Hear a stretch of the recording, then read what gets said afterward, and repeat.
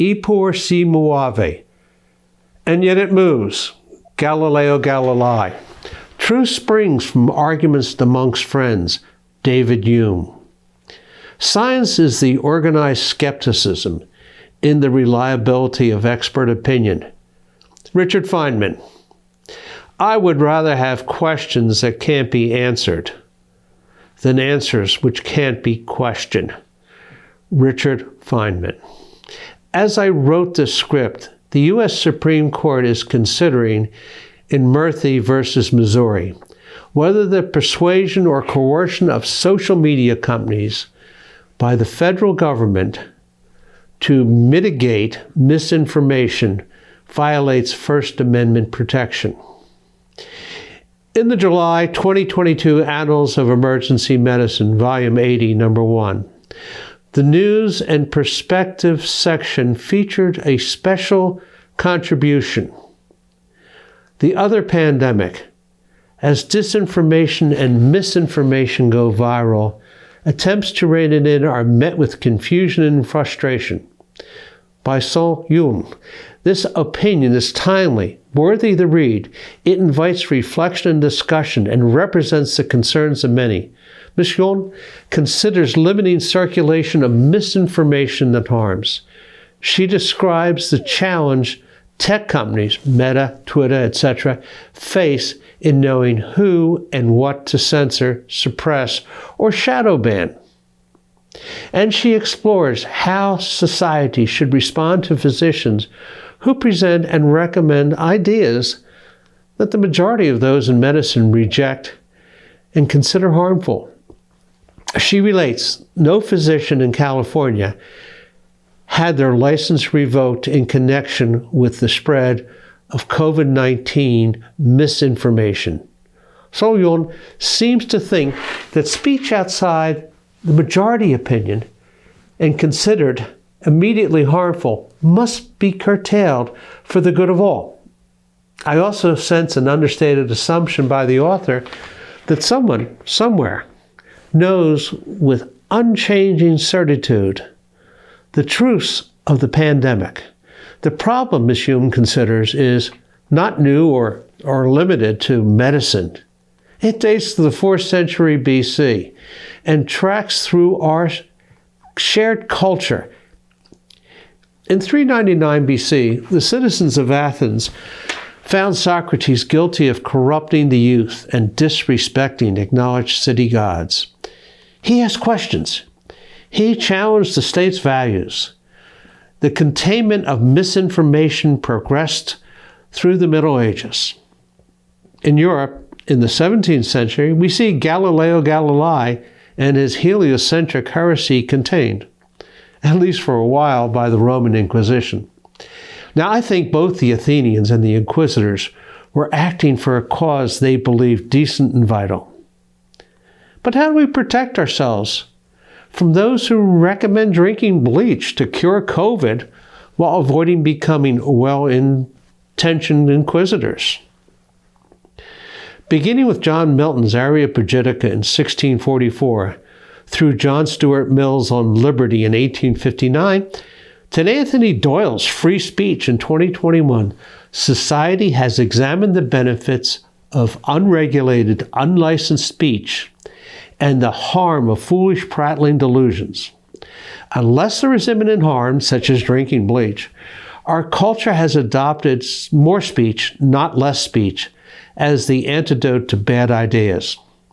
I think the solution to the bleachers is persistent, well-thought, presented, evidence-based refutation of the efficacy and warning of the certain harms of drinking bleach. Some differ, and we have adopted this value concept of exchange of ideas, especially contested ideas, as the way we discover what is true and valid. A paper is published in a peer-reviewed journal and then undergoes continuous review and validation by the larger community of the interested. Publication by a prominent, respected journal is not validation. In 1998, Andrew Wakefield published an article, a hideous article in Lancet, linking autism to MMR vaccine. Lancet retracted the article 12 years later, but the damage was done. Out of this foolery, anti-vaxxers gained momentum. Now, events such as this remind us that rigorous questioning, skepticism is healthy, and that recognized experts and institutions may err profoundly. During the pandemic, we have seen many ideas advanced with authoritarian certainty and mandated. One could be censored or deplatformed for questioning the origins of the virus, the value of school closures, the efficacy of masking, or the benefits of shutdowns. These ideas may or may not be valid, but what benefit is there when we do not examine them vigorously?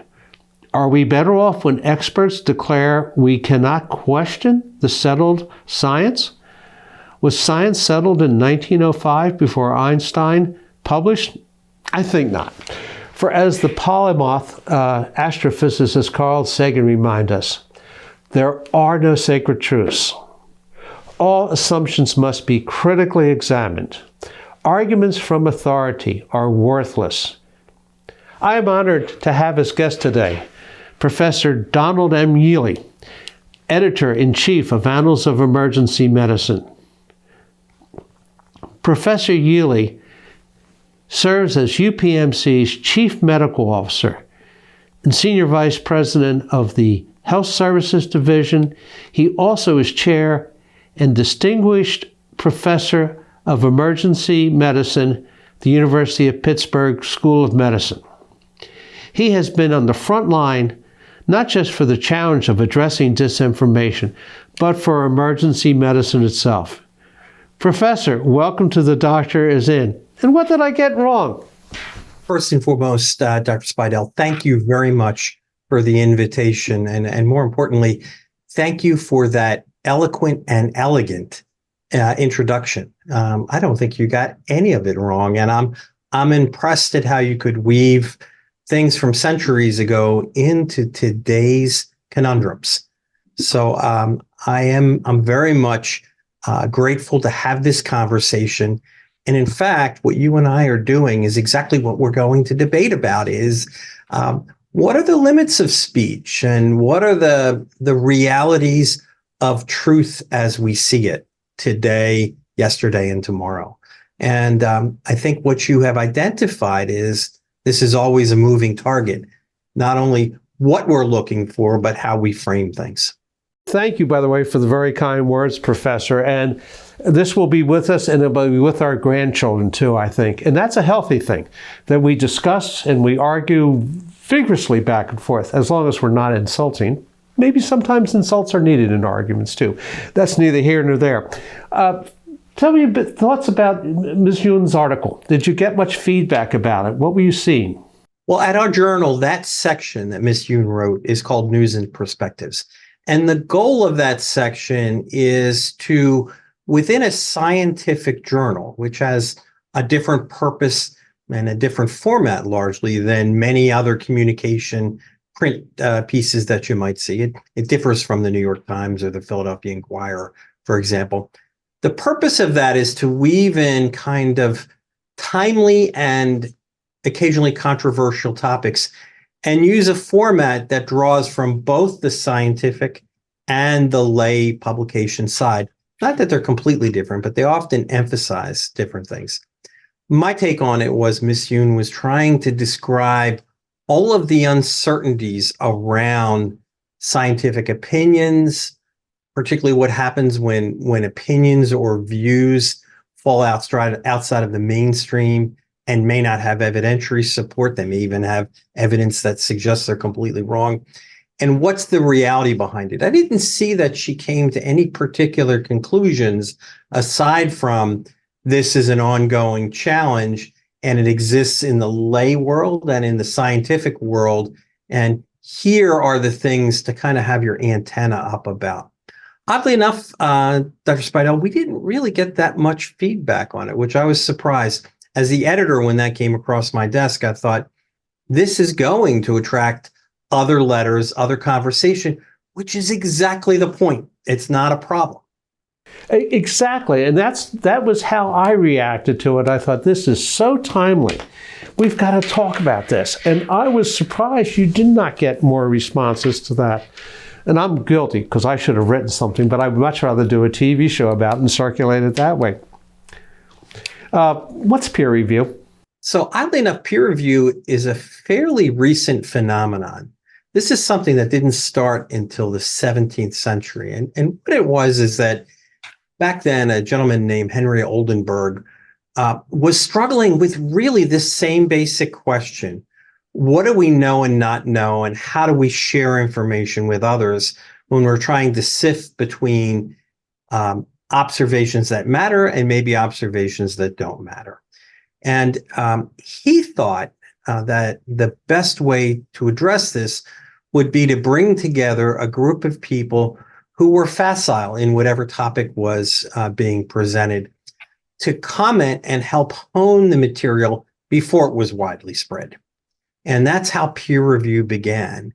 And it's essentially what we do right now. You submit something to a journal or a platform, and there are people who are professed to be facile in that area. We could use the term expert, who offer input on what you've submitted and return that to someone who's actually overseeing the journal. And then a decision is made about it. So what peer reviews is humans evaluating humans. And we should always remember that it has all the wonderful beauty of that and all the limitations of people interacting with people. It doesn't mean it's right. What I'd like to remind you about is peer review is not about the search for truth. As a journal editor, I'm not in the truth business because truths change over time based on our understanding or physical changes or a lot of different things. I'm in the business of trying to ensure that something is consensible. It makes sense. You can understand what was said. You could replicate it if you wanted it to. And the observations around that connect to some conclusion that at that moment seems agreeable with what was seen. And I fully embrace the fact that what could seem, quote, true at any moment in time won't be true. Let me give you an example. I'm not that much younger than you. In 1984, as a medical student, I was doing a cardiology, a heart rotation. And a physician got up in front of a group of folks and described how he had taken someone to the cardiac catheterization lab. So he put a thin tube in through the blood vessels and imaged the heart. And nowadays we can even fix certain parts of the heart. He had described to everybody he had done it. He was lambasted publicly because that was the most dangerous thing you could have done in 1984. You could have killed this person. Their heart was irritable. You could have annoyed it even more. Today, that's the most common reason we do that procedure. What was true in 1984 is not just false, it's the exact opposite. It's what we do right now. So being willing to ask and answer questions and to challenge paradigms because either our understanding has changed or the tools we use have changed is inherent to improving the care of people and improving our understanding about how to do that. So science isn't really about the truth. It's about consensibility and do things fit together, reproducible, and then a conversation about how would I use this information. Will I lose points on the final if I respectfully disagree on something? You're actually supposed to. That's the point of the exercise. Discovered. I don't think truth changes. I think our beliefs change. What we believed was good medicine when I started, and what I believe is good medicine now, like primary cath interventions, are vastly different. But the truth is, I think that it's the best way if I have an anoroseptal right now, get me to the cath lab in under 90 minutes. I think that's my belief right now. Whether my belief reflects that truth, time and a lot of debate among a lot of thoughtful people will get us closer to that. I do believe that there are some things that are true, independent of my beliefs and other people. I believe momentum is always conserved. That may not be true. That may be turned out to be a belief that was wrong. But at this point in time, I think that's a pretty good approximation to the truth. I think it's pretty obvious that drinking bleach is not a therapeutic option. And there's no problem I have with making fun of that. I mentioned earlier, that's the kind of thing that's, some stupid ideas are best put down by mockery as opposed to thoughtful discussion. The mockery tends to get more widely circulated. And that's going to be another question here. There were some things that I was amazed were censored. When people were questioning a 6-foot separation, way back then, literally people were getting deplatformed. If I had said and argued against the 6-foot separation during the pandemic, should I have been censored? I don't think so. And I think particularly if you approached it from a view of consensibility, if you took it from what do we know and what do we not know, and I accept your version of what truth means. Truth is a belief at a moment in time for most of us as we go through our life, whether it's as a physician or just a person. We use the term truth, but you're right. It's actually a belief about how we understand events or opportunities or possibilities. I think that asking questions about 6 feet, you could do masking, would be really the same general type of question, is a fair game. And what does it provide? What does it not provide? How do we know? If we don't know what's the best evidence, how could we prove it? Is it possible to be proven with the amount of rigor that many people would ask about? I don't have any question about the validity of asking that. Where challenges come is when people declare a certain thing to be either absolutely true or absolutely false without all those steps in between, and without the conversation, and without either the consensibility behind it or the willingness to engage in the debate. Different than the 6-foot thing, I think that was most profound when we talked about larger social manipulations during the pandemic. In other words, the shutdown of schools or the shutdown of businesses. As you got to cruder and cruder tools, the ability to have a conversation about, is there a net good here? Are we only looking at one side of an equation? I think that's fair game to have those conversations. I'm not surprised. And I'm so glad you are still in education. And speaking about you still being in education, you are massively frontline, not just through the journal, but through the work you do at UPMC. Teaching students and residents, what do you want to share with them about opposition to harmful ideas? What principles do you advocate? Well, I think first and foremost, it's thoughtful opposition and a careful assessment about how any belief or momentary truth came to be. And if you have a wonder about it, can you explain and articulate what the concern is and what alternative either beliefs or frameworks that could help understand? Are you able to do that? And even if you can't, are you willing to explore the possibility of being right or wrong? The challenge comes with whether you're confronting a belief or offering a new one, is are you willing to admit that this may or may not be right and that you may not have the entire equation right? When certainty exists before that evidence and consensibility, I think that's where we get into a lot of trouble about that. So I think it's incredibly useful for people to question. It's how we actually move forward, is saying, is this the right way to do this? I could not agree with you more. I was always charmed by, of all people, the Lord High Protector of England, Oliver Cromwell, said one time, "I beseech you, in the bowels of Christ, think it possible you may be wrong." And if we create the environment where people are skeptical, not about just what other people say, about those things that they hold at their core. There are a few things, and only a few things, that I would say cling to fanatically.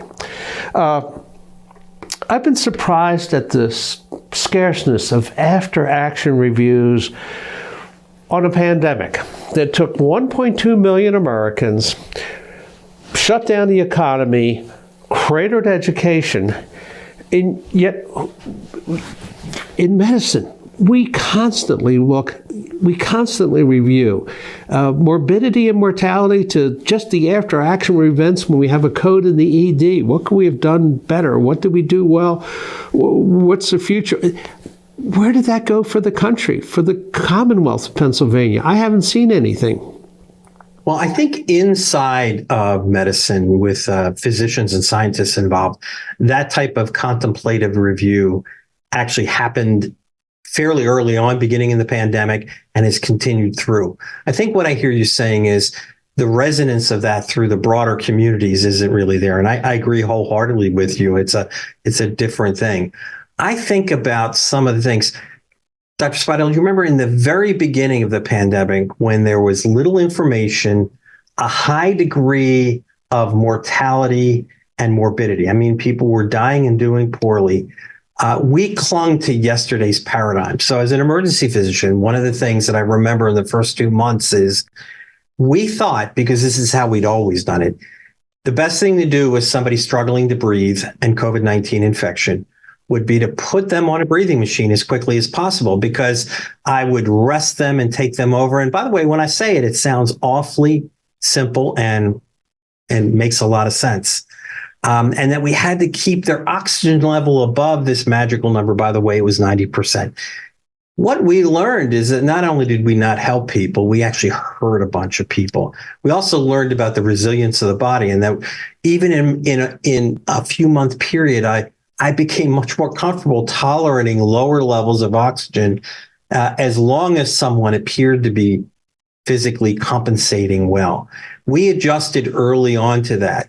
Inside the scientific community, with a few exceptions, we looked at the drugs that worked, and I'm actually more proud of, we looked at the drugs that didn't work. You didn't mention a lot of them. Ivermectin, hydroxychloroquine, I led one of the hydroxychloroquine trials. We looked at those, didn't really help. We looked at things that did help. Selective use of steroids, other immunomodulators, antivirals, monoclonal antibodies were a real game changer for a period of time. We were able to get those up and out in a very rapid and rigorous fashion I have never seen. We used to refer to it both in the hospital and at the journal that we're on COVID time now. Excellent trials that took 5 years, we were able to do with a lot of focus, with the same rigor. It wasn't cutting corners, in 6 months, and get things out. I think the medical community largely, not universally, but largely responded well. You're asking, can we learn the other lessons, the other social engineering lessons? And that requires people who hold those levers to be willing to ask the questions. People, I suspect, are fearful of some momentary embarrassment about a decision, about I chose to close a school for an extended period of time, or I chose to, shut down industry for a period of time. Was that really the right thing to do? Thank you. Great response, Professor Yealy. I smile and grin. You reflect, in what you're describing, things such as permissive hypoxia and consciousness of positioning of the patient when they're on the vent to optimize it, to avoid the barotrauma to the lungs. These changes comes about because you represent the culture of what are we doing well, what are we doing poorly, let's think about what we're doing. This constant churning review to critically, without egos involved, look at what's happening and make changes then. And I am very sad that I think that something I see, and I'm very proud of in medicine, this willingness to look critically at what we're doing for the patient, is not present in society, and we are not prepared for anything bad again. We have not looked back at what we did well and what we did where we need to change. Now, while we did this well, I think during the pandemic inside of medicine, there are still opportunities. So, about 10 years ago, I was a part of a emergency medicine and critical care conference that looked at what should be the questions that we ask moving forward about acute care, particularly people who have high levels of illness. And I was in front of a group of people from around the world. At that point, I'm already a tenured professor, have written a lot. And I said, you know what the most common drug is that we prescribe every day? It's oxygen. And it's not easy to get if you're not in an industrialized country. And we don't even really know, short of a few things. We know in longstanding pulmonary hypertension, it's probably the only intervention that matters.